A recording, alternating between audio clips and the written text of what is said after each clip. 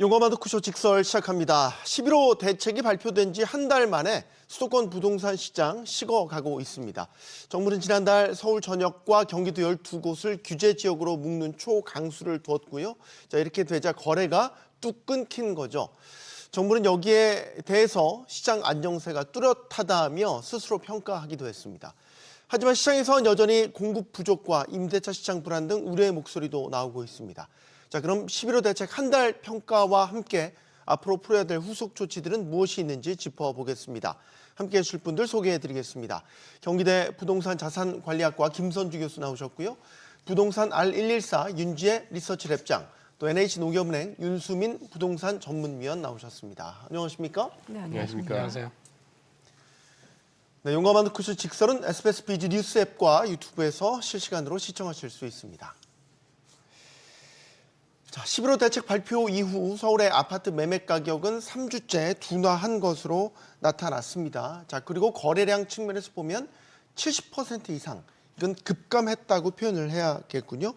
이렇게 되면 지금 정부가 원하는 방향대로 지금 시장이 흘러가고 있는 것이냐, 이 부분을 여쭤보고 싶습니다. 김선주 교수님. 일단 먼저 결론적으로 말씀드리면 열기는 식었지만 지금 거래가 되게 많이 축소됐지만 체결되는 가격은 여전히 상승세의 방향을 띠고 있는 것이 특징이고요. 지금 와서 이제 평가를 지금 10월 15일 날 발표를 했고 지금 한 달 가까이 되었지만 지금 어떤 거를 평가하기에는 조금 이른 국면이 있고, 지금 이런 거래 절벽이 일시적으로 이제 관망을 하는 건지 아니면 냉각으로 가기 위한 전조인지는 조금 더 연말까지 지켜봐야 알 것 같은데, 시장에서는 일단 거래는 되게 굉장히 77% 급감했고, 그러나 또 이제 그렇다고 아예 거래가 안 일어나는 건 아니고 대출이 가능한 지역, 즉 9억 조건 정도의 가격인 이제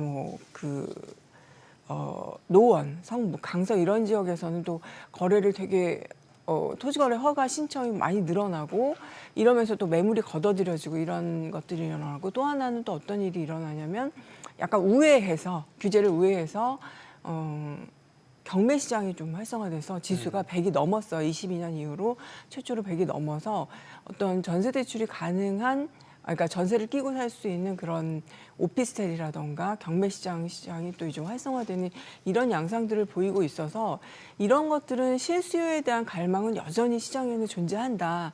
그렇기 때문에 정부는 이렇게 되게 초강력수를 둬서 시장을 일시적으로 냉각시켰지만 향후에 어떤 이런 실수요자들을 위한 대책을 좀 마련하는 것이 필요하지 않나라는 생각을 합니다. 국토부에서는 시장 안정세가 뚜렷하다, 윤수민 의원님. 네. 이렇게 자평을 하고 있어요. 네. 동의하시는지요? 일단 시장 안정 거래적 가격 지표만 봤을 때는 일단 안정화되고 있는 것은 맞다라고 생각을 하고요. 실제로 지금 거래가 이제 거래가 많이 줄어든 상황에서 가격이 올라가는 것들 나오고 하는 것들은 실제로 좀 더 지켜볼 필요가 있는 부분들이 더 많다라고 생각합니다. 우선 지금 거래가 되는 부분들은 대부분 생애 최초를 받으시는 분들. 그러니까 나는 규제가 들어왔지만, 규제 지역에 들어가지만 규제를 조금은 피해서 이제 대출을 받으실 수 있는 분들, 이런 분들은 도리어 지금도 주택 매수를 하고 계시거든요. 생애 최초 아니면은 서민 실수요자들 이런 부분으로 LTV 70%까지 받아서 아까 말씀하셨던 그런 강서나 이런 지역들의 거래량이 도리어 토지가 증가하는 것들도 이 지역에서 9억 원 아파트를 살 때 6억 이상의 대출을 받고도 6억까지 대출을 받고 살 수 있기 때문에 그런 부분들이 일정 시장에서 실수요 거래가 되고 있다라고 볼 수 있는 부분이고요. 그리고 지금 좀 시장을 속단하기는 이른 게, 지금 지수가 나오는 것들에 모든 데이터들이 다 반영되기는 어렵다고 판단을 해야 될 것 같습니다. 네. 예, 아무래도 통계적인 오류라고 봤을 때도 실거래 같은 것들이 급격히 줄었기 때문에 가격 지표적인 측면에서는 호가를 조금 더 많이 반영할 수밖에 없는 상황이고, 단기간 매도자가 많았던 시장이었기 때문에 호가 자체는 떨어지기는 지금 좀 힘든 상황이거든요. 그래서 이 호가가 안정화되는 상황에 조금 돌입을 해야지만 이 지표도 통계로서의 기능을 조금 더 강하게 할 수 있지 않을까라고 생각됩니다. 아직 모든 평가를 하기에는 너무 이른 시기인 맞습니다. 것 같다라는 거예요. 네.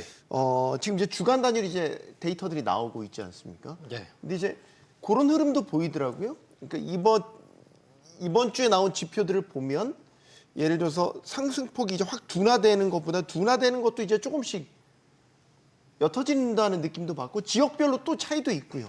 예. 그래서 뭐 명확하게 이제 시그널을 모르겠어요. 그러니까 설명을 드리자면 우리가 15 대책이 10월 중순이니까 네. 우리가 데이터가 취합되는 그 갭을 시간차를 좀 감안을 해야 됩니다.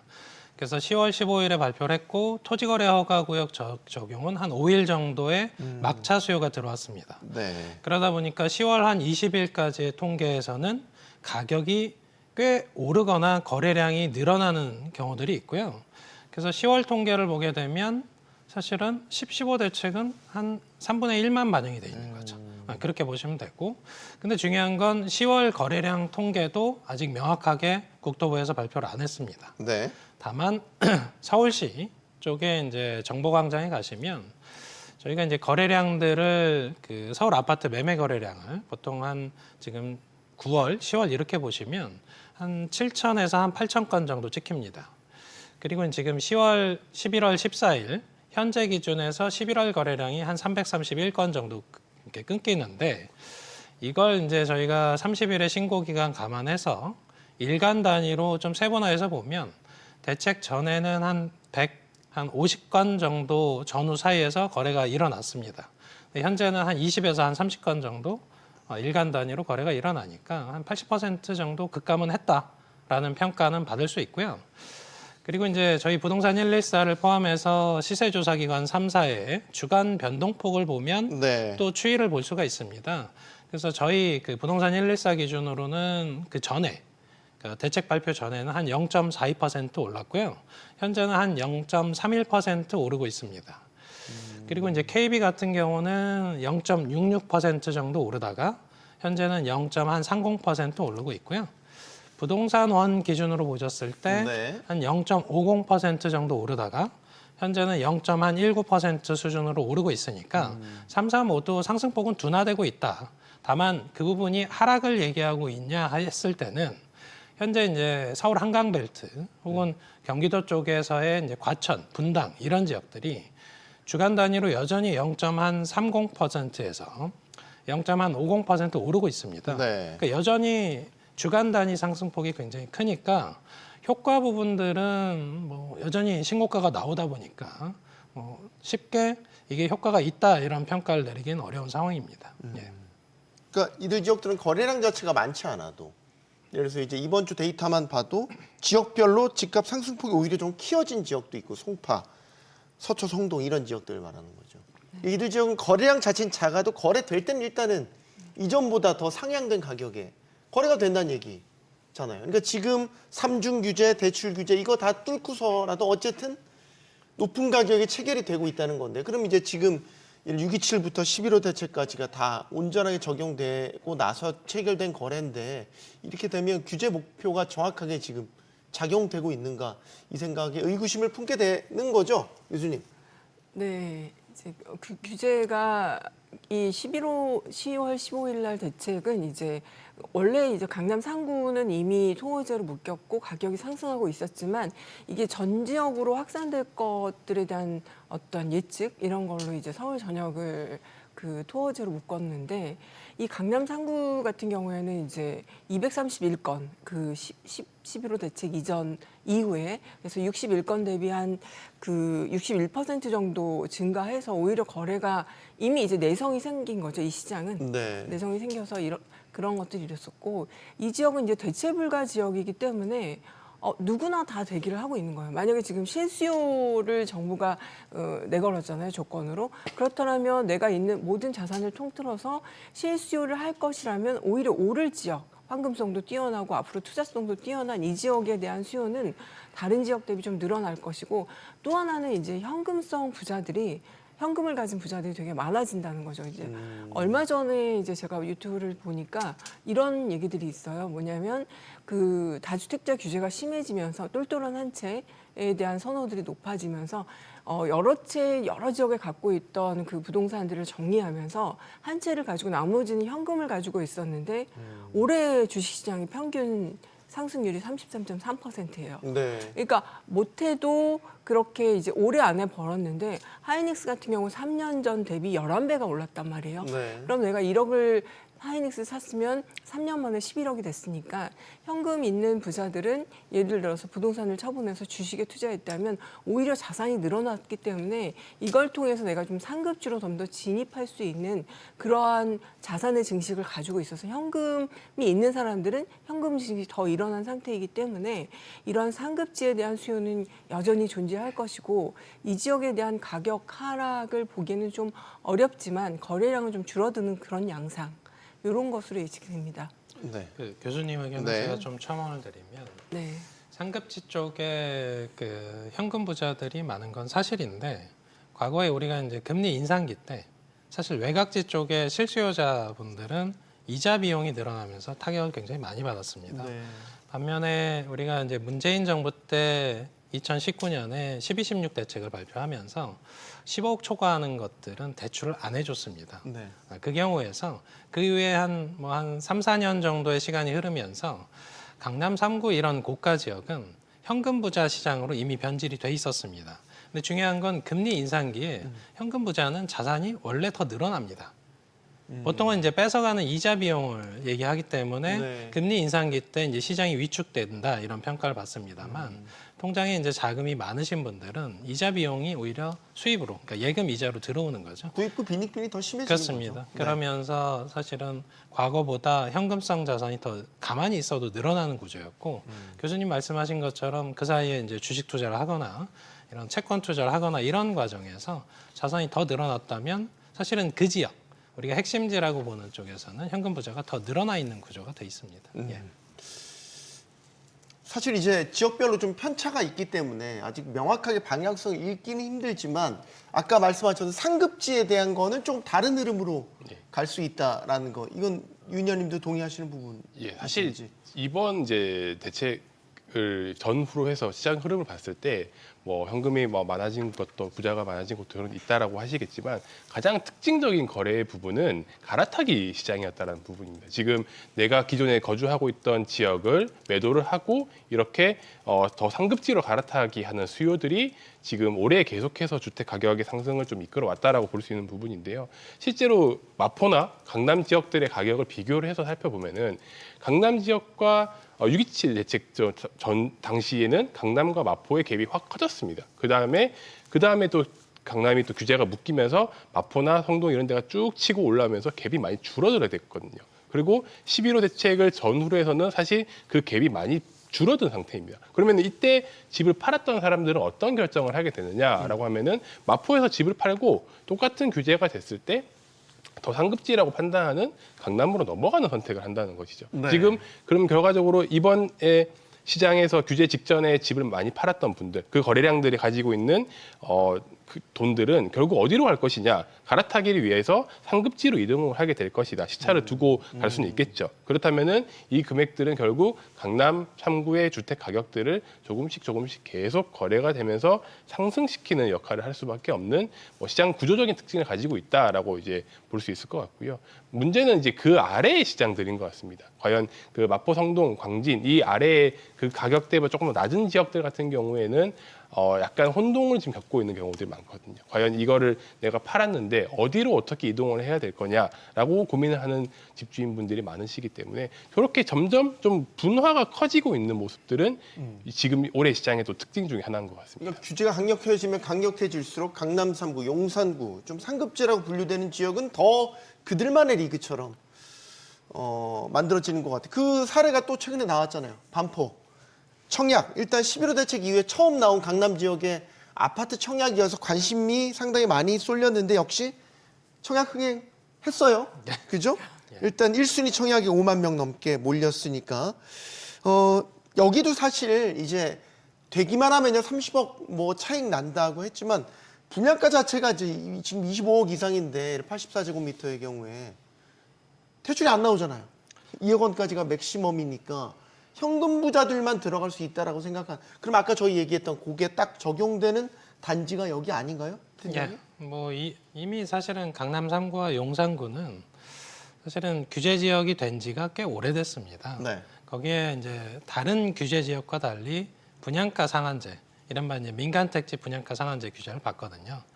그러다 보니까 주변 시세의 80% 이하 수준까지 끌어내리는 그 목적성을 가지고 민간 택지 쪽에서 분양을 하는 특히 강남 3구, 용산구는 원래 이제 로또 분양 평가를 받았습니다. 네. 근데 그 과정에서 사실은 지금 이제 비규제 지역 혹은 규제 지역 내에서도 이 분양가 상한제를 안 받는 지역들에서는 분양가 상한제 적용을 안 하고 있는데 지금 이제 여러 이슈가 있습니다만 현금 부자들이 저 이제 한 30억 정도 되는 그런 자산에 몰린다라는 평가에서 그럼 이분들이 투자자냐라고 봤을 때는 보통 청약 시장에는 무주택자가 아니면 당첨이 어렵습니다. 그렇죠. 그리고 모든 가점이 다 더해야 되는데. 맞습니다. 가점이 높아야 되는 이슈가 있으니까 저 부분을 기준으로 우리가 이제 표본으로 삼아서 가격이 낮아지면 대기 수요가 더 늘어나게 되죠.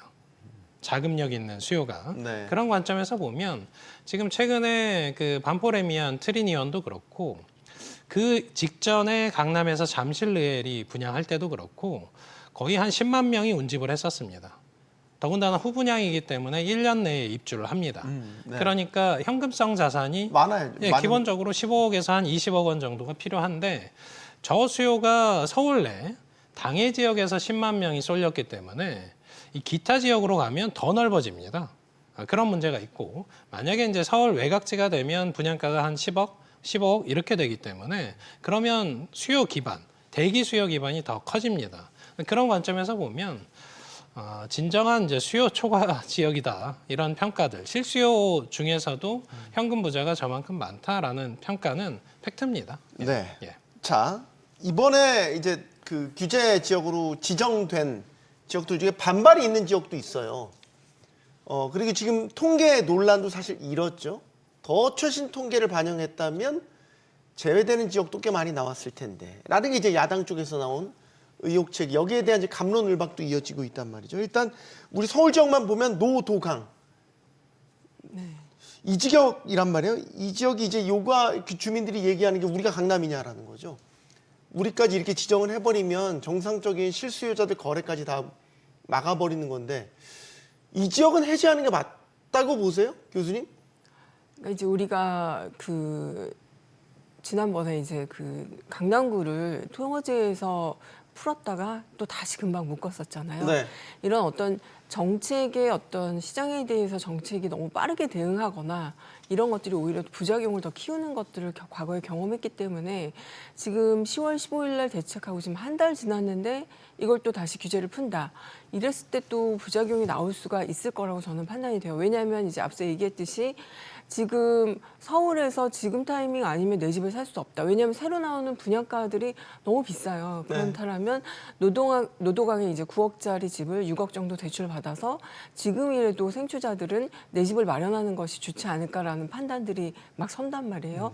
그런데 여기 지역을 푼다라고 한다면 이제 또 뭐 갭 투자가 성행을 하고 그러면 실제 수요자들이 좀 피해를 입을 수 있는 문제들도 있기 때문에 네. 이걸 이제 쉽게 여기 물론 억울하겠죠. 노도강이 우리가 강남이냐 왜 똑같은 규제를 적용받아야 되냐 이런 제기들이 있지만 정책은 좀 더 장기적이고 일관된 정책을 피는 것이 오히려 시장의 왜곡을 좀 방지할 수 있고 그다음에 수요자들 입장에서도 어떤 계획을 세우고 실행을 할 수 있는 그런 비전을 갖고 움직일 수 있거든요. 그래서 바로 빠르게 이걸 해제하는 것은 맞지 않다고 보고요. 좀 위험한 발상이고요.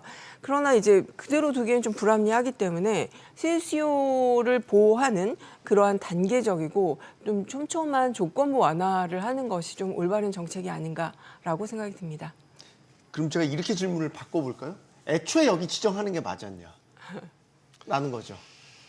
지금 이미 해버렸잖아요. 그래서 이제 와서 바꾸는 오히려 부작용이 더 클 거라고 보시는 건데. 네, 어쨌든 노도강 주민들은 반발이 좀 있어요. 네, 있습니다. 네. 예, 집회도 있고 네. 반발 집회도 있고 말이죠.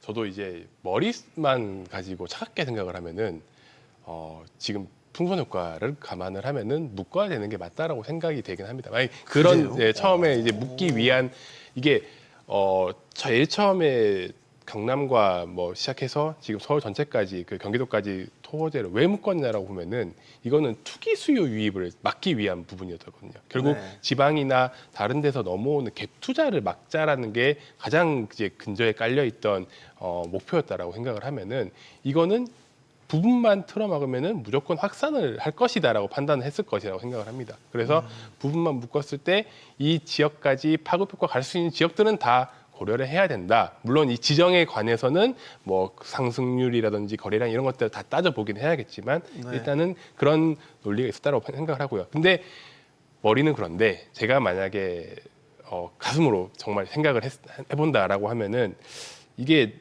하는 게 맞나라는 생각이 들기는 합니다. 지금 결국 우리 지역은 투기 수요가 많았던 지역이 아닌데 지방에서 돈 보따리 싸들고 와서 갭 투자했던 지역이 노도광이냐 금강구가 맞냐라고 하면은 사실은 그렇진 않았거든요. 그러면 우리 지역 자체가 이런 정책적인 목적에 부합한 지역이 아니었다라고 하면은 그거는 지정되는 부분들이 조금 불합리한 것이 아니었나라고 주민들이 많이 생각을 하실 것 같다라고 생각을 합니다. 또 그 한편으로도 풀리면은 도리어 자존심이 상할 수도 있을 것 같아요. 왜 서울에서 우리만 또 분명히 그렇게 생각하시는 분도 있을 것 같긴 하거든요. 그런 부분들을 종합적으로 본다면은 일단은 불가피한 측면도 있었다라고 생각이 되는 것 같습니다. 네. 그러니까 정부 입장에서는 애초에 이 발표 당시에도 그 얘기 풍선 효과를 얘기를 했죠. 풍선 효과를 걱정해서 덮는 식으로 좀 더 확대해서 지정을 했다. 근데 지금 최근에 나타났던 이제 일종의 풍선 효과가 규제 지역을 비껴간 지역에 나타난 구리, 화성. 그래서 지금 추가 지정도 검토하겠다 이런 시사하는 발언이 국토부 장관 입에서 나왔단 말이에요. 이거 어디까지 그러면 확대할 거냐? 라는 거죠. 뭐 과거의 사례가 있으니 우리가 문재인 정부 때 이제 파리 대책을 발표할 때 네. 서울 25개구와 그리고 이제 경기도 과천, 세종시를 이렇게 묶었었습니다. 네. 근데 이제 지금 요번에 토지거래 허가구역 할 때의 목적성은 그때 이제 기역을 반추해서 한 번에 확실하게 더 많이 묶자. 거기에 이제 토지거래 허가구역까지 3종 패키지로 규제를 한 거죠. 그럼 이제 문재인 정부 때로 다시 와서 파리 대책 이후에 2017년 이후에 우리가 이제 정권 말기까지 문재인 정부 끝까지 가는 동안 전 국토의 절반이 규제 지역이 됐습니다. 네. 그런 것처럼 지금도 물론 규제 지역을 확장해서 우리가 전방위적인 규제를 하긴 했습니다만 여전히 비규제 지역, 예를 들어서 이제 경기도에 있는 구리 쪽, 네. 최근에는 이제 고양시 쪽도 조금 움직임들이 커지고 있고요. 그리고 이제 안양 쪽에서 이제 만안구 일대, 그리고 이제 경기도 쪽에서는 기흥구 일대 이렇게 딱 경계점에 있으면서 규제 지역이 아닌 비규제 지역. 그리고 이제 화성에서는 동탄 신도시가 최근 들어서 뜨겁습니다. 그래서 이렇게 되면 사실은 비규제 지역에서는 아무래도 갭 투자도 가능하고 그리고 이쪽에서는 대출 한도도 더 나오고 이런 부분들이 있다 보니까 지속적으로 확장하면서 전국에는 수도권 전역이 규제 지역이 될 확률도 있다라는 평가를 할 수가 있고요. 그리고 이제 이런 과정에서 사실은 결과적으로 가격이 그럼 규제 지역에서 잘 잡히고 있냐에서의 관점에서 보면 이것도 마찬가지로 기존의 토지거래 허가구역으로 묶여 있었던 강남 3구와 용산구를 보시면 올해 한 해 동안 가장 많이 올랐습니다. 서울 25개구에서. 네. 그래서 강남 3구가 한 15% 정도 급등을 했는데 결과적으로는 토지거래 허가구역을 지정했을 때 거래량 잡는 효과는 분명히 있으나 가격을 잡는 효과가 있다라는 평가는 못 받습니다. 네. 단기적으로는 상승폭 둔화 움직임은 가능합니다. 근데 이미 전국의 그 지역들, 전방위적으로 규제를 받고 있는 지역들이 가격 상승을 이끌고 있으니까 결국은 규제 지역을 통한 가격 통제 효과는 사실은 약하다. 그러다 보니까 오래 하면요? 한 1년 이상 막 이미 누가 이기나 보자 강남 해가지고 3구가 3, 4년 동안 규제 지역을 받았습니다. 그래서 우리가 압구정을 기준으로 하게 되면 네. 뭐 딱 드러나듯이 제가 굳이 설명하지 않더라도 여전히 최고가를 찍고 있으니까 가격 안정 효과는 규제 지역에서 한계가 있으나 정부 입장에서는 이런 문구들이 있습니다. 15 대책을 보시면 좀 더 생산적인 쪽으로 자금 흐름을 돌리겠다. 주식시장이죠? 예, 네. 좀 더 건설적인 쪽으로 자금을 돌리겠다. 이런 표현이 딱 못 박아져 있습니다. 그런 관점에서 보시면 우리가 이제 실수요자 안배를 해야 된다 이런 평가를 합니다만 네. 사실은 정부 입장에서는 가계부채의 한 70, 한 80% 수준에 사실상 이제 몰빵돼 있는 이 자금 흐름 구조를 1주택이 됐건 무주택이 됐건 부동산 쪽으로 자금이 들어가는 것 자체를 차단하는 목적성이 강합니다. 네. 그렇게 이해하시면 10.15 대책을 왜 하고 있는지는 이해할 수는 있습니다. 예. 정부가 아직 건드리지 않은 분야가 있습니다. 세제 분야죠. 그런데 최근에 예를 들면 보유세 인상 혹은 뭐 유지, 하락, 뭐 여러 가지를 다 열어놓고 내부에서 토론을 치열하게 하고 있다. 이제 이런 정부 입장도 나온 바가 있죠. 자, 이런 가운데 정부가 내년도 공시가격 현실화율을 일단 유지하기로 결정했습니다. 네. 보유세 인상 가능성을 시사하는 듯한 뭐 이렇게 운을 띄었다가 일단 현실화율은 동결하기로 했어요. 배경 뭐라고 보십니까? 이제 이게 공시지가 현실화율이 이제 그 문재인 정부 때 2030년까지 90%를 목표로 로드맵을 짰었는데 네. 2024년에 이제 그 원래는 목표가 이제 75% 정도 돼야 되는데 그 윤 정부가 이걸 이제 유지를 하면서 69%가 계속 유지가 되고 맞아요. 있어요. 근데 네.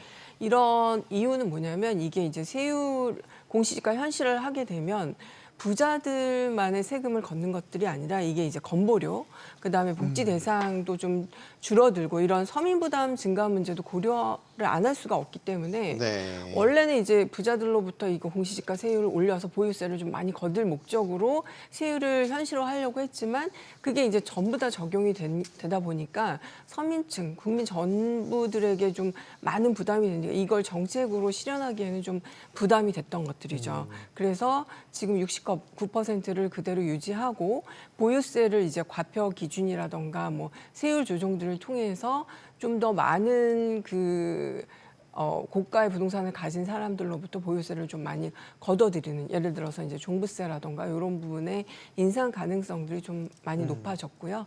그런 대신에 모든 국민에게 부담이 되는 공시지가 현실화는 조금 미루는 이런 정책을 선택한 것이라고 볼 수 있습니다. 네. 자, 지금 아까 말씀 69%로 낮춘 뒤에 4년째 유지되는 건데 그러면 이제 올해 집값이 꽤 많이 올랐으니까 그러면 비율은 그대로더라도 모수가 커졌으니까 내년에 이제 그러면 보유세 부담은 좀 늘어난다 이렇게 봐야 되겠죠. 네, 일단 시세가 올라간 부분만큼의 비율이기 때문에 그렇죠. 거기서 보유세 부담은 사실 올라갈 수밖에 없는 구조다라고 보여지고요. 일단 이게 69%가 모든 주택이 다 69%는 아닙니다. 가격에 따라서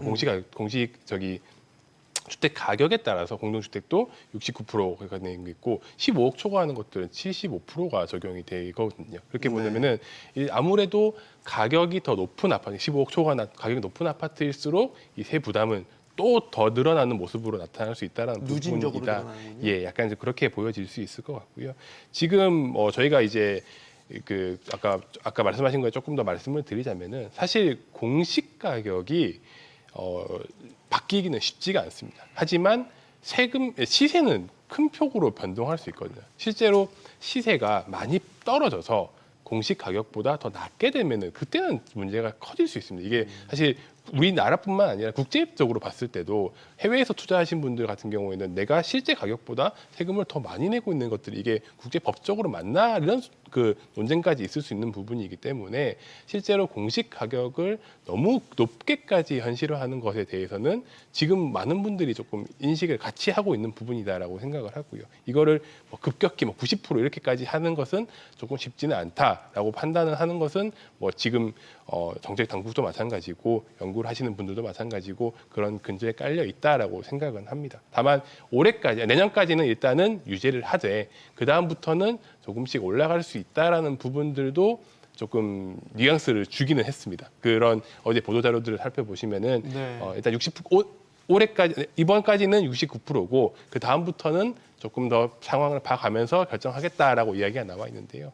그런 부분들을 본다면은 사실 뭐 1주택자가 되었건 다주택자가 되었건 일단 보유세 자체가 부담이 시세가 올라간 만큼 거기 플러스 또 현실화에도 올라갈 가능성을 감안을 한다면 앞으로는 세부담이 점점점 커질 수밖에 없다라고 생각을 하실 수밖에 없는 부분이고 실제로 최근에 올해 강남에서 증여 건수가 많았습니다. 갑자기 증여 건수가 좀 증가하는 모습들을 보이고 있는데 네. 이런 부분들이 대부분 다 보유세가 앞으로 올라갈 것이다라는 전망에 대해서 이걸 대비하기 위한 선제적인 대응이었다.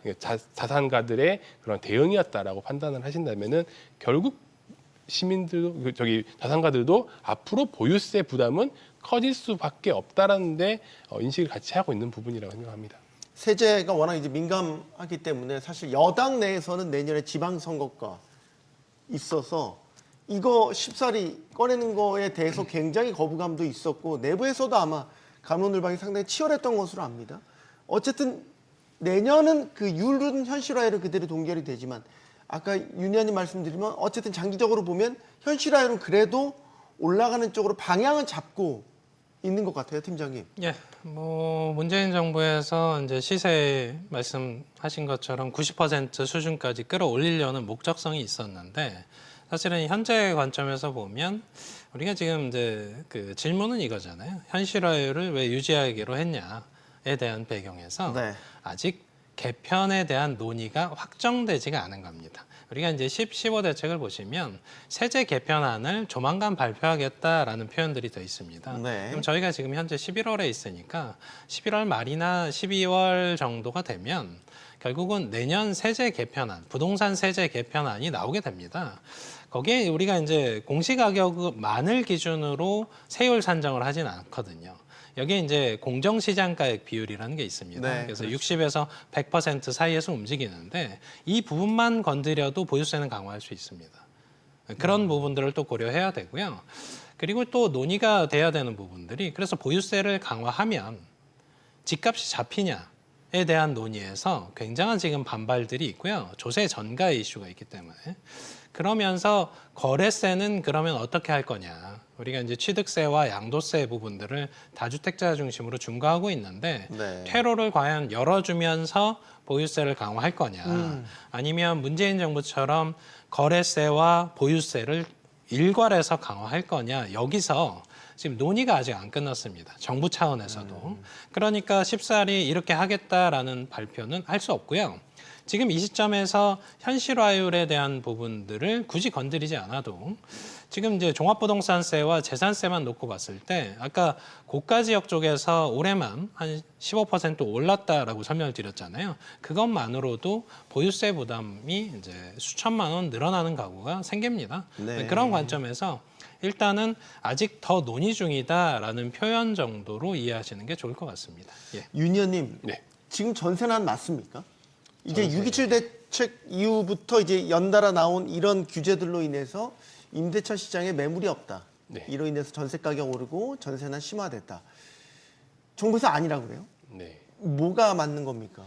이게 매물이라는 통계 자체가 사실 우리가 신뢰를 100% 할 수 있냐라고 본다면은 저는 거기는 좀 회의적이긴 합니다. 매물 통계라는 것은 공인중개업체들한테 설문식으로 많이 네, 이게 뭐 조사를 하죠. 올린 것들을 가지고 이제 조사를 하고 그렇게 하는데 실제로 이게 매물에 대한 데이터는 조금 우리가 정제를 할 수 있는 과정들이 조금 없기 때문에 그래서 이제 매물 데이터를 가지고 뭐 매물이 늘었다라고 말하는 것은 조금은 좀 경계를 하고 바라봐야 된다라고 생각을 하고요.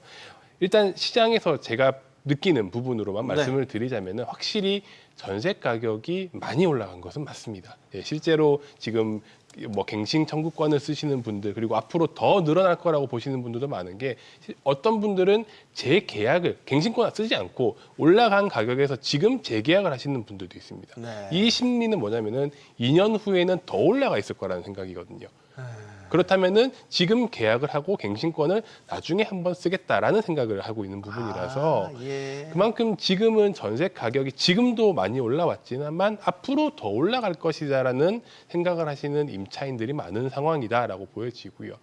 저희가 지금 2년 전에 비하면은 확실히 매물 데이터 뭐 신뢰성을 확보하기 어렵다고 하지만 그래도 거의 2년 전에 비해서 절반 수준으로 감소하긴 했습니다. 이 줄어든 매물에서 지금 계속해서 임차인들이 선택을 하고 있는 상황인 건데 결국 공급은 너무나도 제한적인 상황이고 실제로 앞으로 추가로 새롭게 나올 수 있는 전세 공급 물량이 신규 공급도 없는 데다가 게다가 지금 아파트에서 이제 갭 투자, 특히 서울 같은 경우는 갭 투자가 안 되다 보니까 그런 민간에서도 나올 수 있는 자연적인 발생적인 공급이 없거든요. 그러면은 네. 수요는 계속 유지가 되는 상황에서 공급 부족으로 하면서 매물도 부족하고 이런 현상들이 더 심화될 수밖에 없다라고 전망을 하게 되는 것 같습니다. 이건 그냥 수요 공급의 논리에 따라 생각해 보면 단순한 심플하게 나오는 거 아니에요? 최근에 서울 수도권 지역에서 대규모 택지 개발이나 공급 없었잖아요. 그렇죠? 네. 그러는 가운데 실거주 규제 강화됐잖아요. 네. 그러면 기존에 있던 주택들에서 나올 신규 전세 매물 같은 것들도 줄어들 수밖에 없고. 그러면 전세난인 거 아닌가요?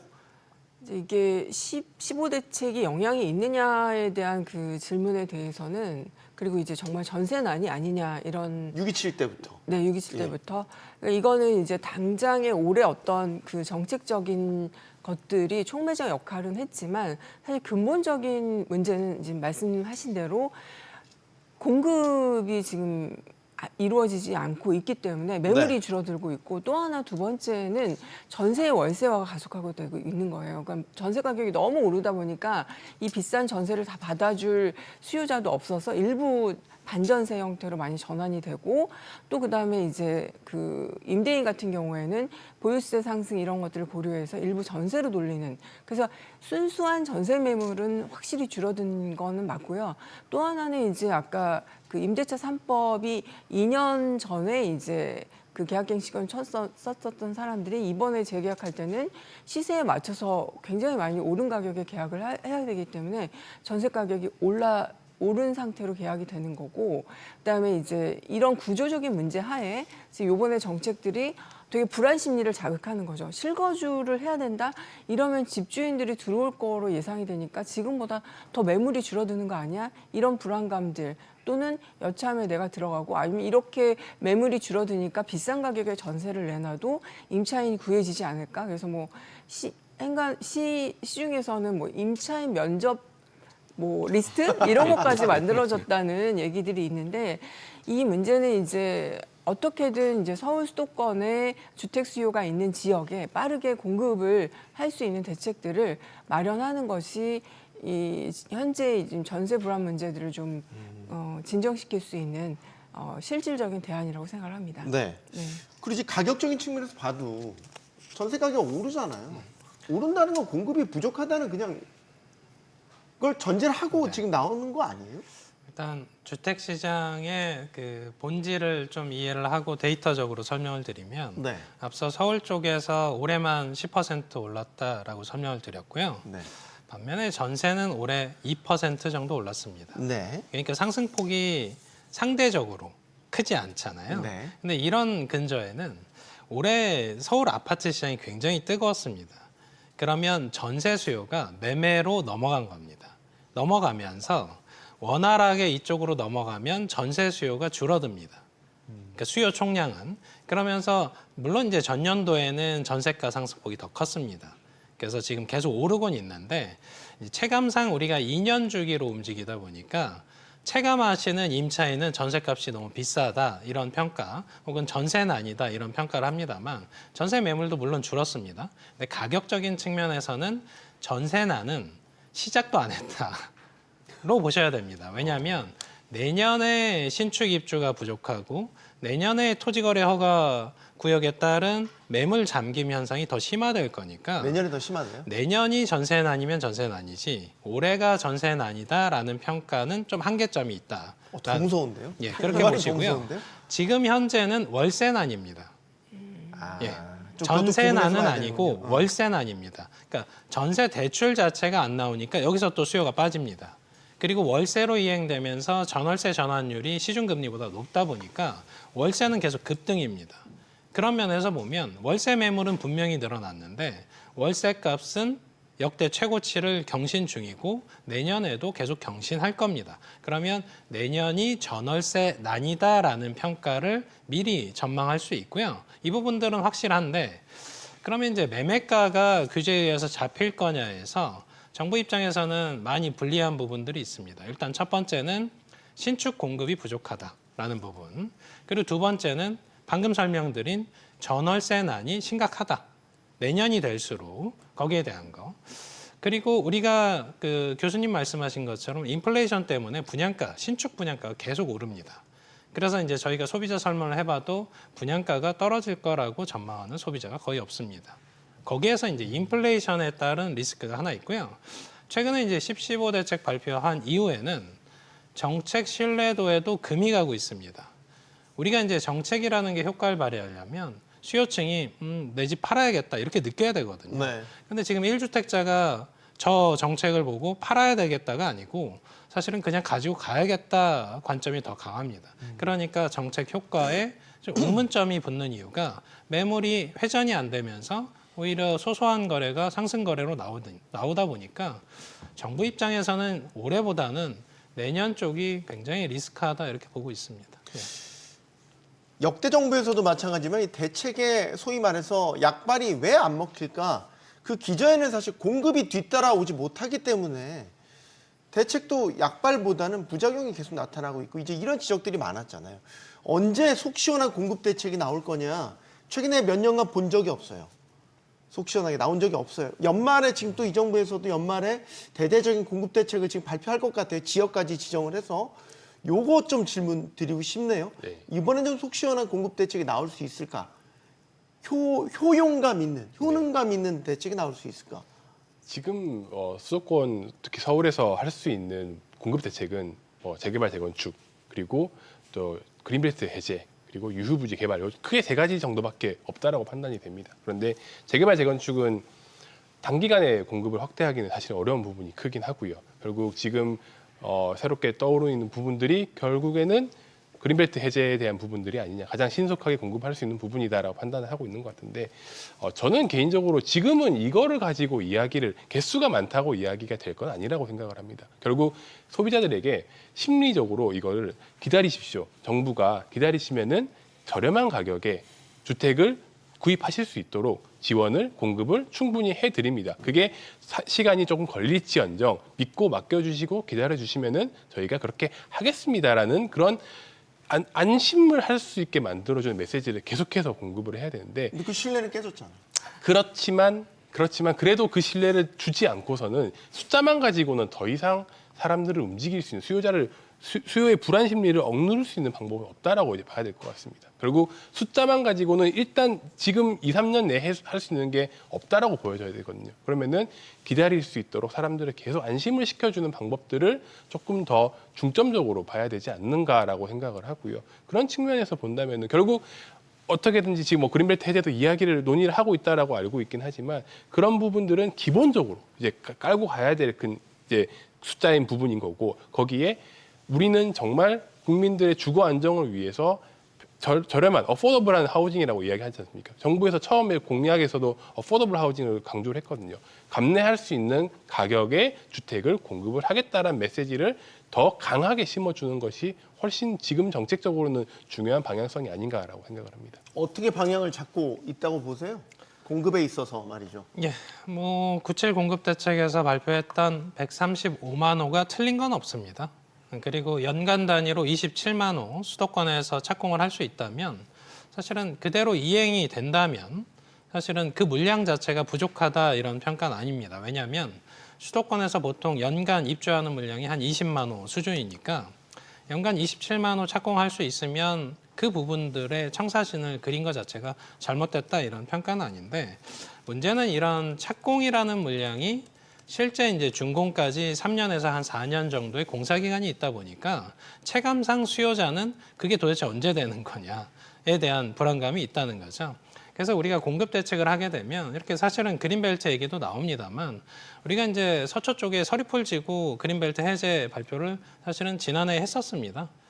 그 과정에서 2만 호 정도가 공급될 거다 했습니다만 사실상 거기에 대한 착공 계획도 한 2027년, 2028년이 돼야 가능한 부분이니까 체감상 가능한 공급량을 늘려야 됩니다. 근데 그 과정에서 중요한 건 뭐냐면 결국은 기존 주택을 활용하는 게 가장 체감상 공급 효과가 큽니다.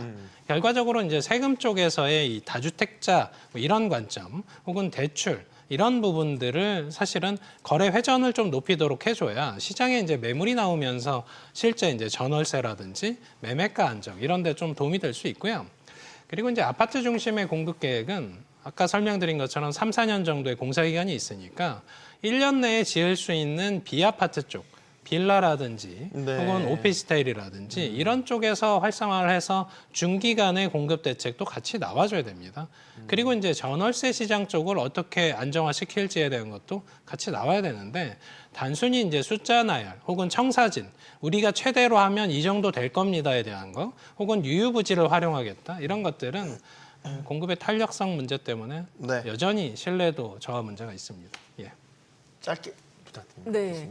이제 그동안에 우리가 숫자 뭐 60만 원 뭐 굉장히 많이 들었지만 공급의 숫자가 중요한 게 아니라 내가 들어가서 살 수 있는 집이 언제, 어디에, 어떻게 착공과 입주에 대한 명확한 시기까지 좀 발표를 해줘야 국민들이 이러한 주거 불안에 대한 문제에서 좀 해결이 될 수 있을 거라고 생각이 됩니다. 이상입니다. 잇따른 규제 뒤에 그 효과와 부작용을 놓고 갑론을박이 이어지고 있습니다. 자연스러운 수순이다 싶은데요. 걱정스러운 지점은 정부 대 시장, 거래하려는 자, 막으려는 자 이렇게 대결 구도가 되는 겁니다. 집이라는 게 의식주 가운데 하나인데 범죄와 전쟁 선포하듯 몰아붙이면 분명히 애꿎은 피해자들 많이 생길 것 같습니다. 토론 마치겠습니다. 여기는 모든 경제가 모이는 SBS 비즈입니다. 시청해주신 여러분 고맙습니다.